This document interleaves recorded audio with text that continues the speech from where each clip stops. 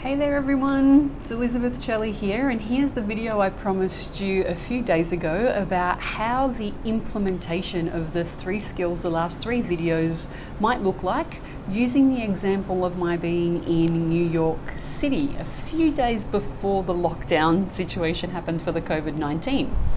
So I've spent a few days reflecting on this because I really delved in to reflect a lot more on how I personally applied metacognitive, inner strength and centeredness skills, as the first 3 videos have explained. So being in New York City, just to give you the whole context, I arrived there on Tuesday night and it was right before New York City really clued in and got on top of having any kind of social response to the COVID-19 pandemic. So within 2 days of me being in New York City, Broadway shut. The next day, restaurants were closed and cafes were deciding on closing, only doing takeaway and delivery. And so within 4 days, response to the COVID-19 situation had just dramatically increased. Lockdown hadn't happened yet, but the whole the news of closing schools, closing restaurants, social distancing were really ramping up quite a lot, and the US administration were really figuring out their guidelines. So this is what I arrived to in New York City.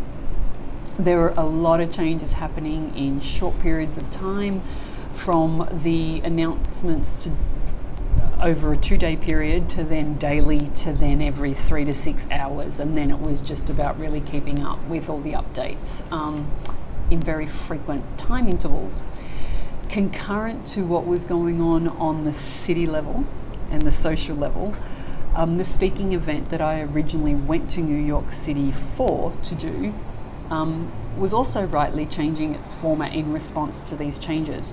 So from being a live stage presentation with an audience, it changed from that to removing the audience element completely and doing a live stream from the stage presentation, which was fine. That was no problem at all. And then it shifted again to becoming send in a self-tape and we'll edit all the talks together to show at a specific time online. So there was no in-person event anymore by that stage. And I'll come back to that with regard to my metacognitive skill application and implementation. So as I venture into the implementation of the 3 skills, the purpose of this video, I will come back to the metacognitive skill after I've mentioned the inner strength and the centeredness skills. Because the combination of all 3 of them is ultimately what we're doing, even though they've been separated and partitioned in their particular skills so that they're easier to practice and be aware of what you're doing and develop your self-leadership with each of them on a conscious level. So I'll go straight to the inner strength skill.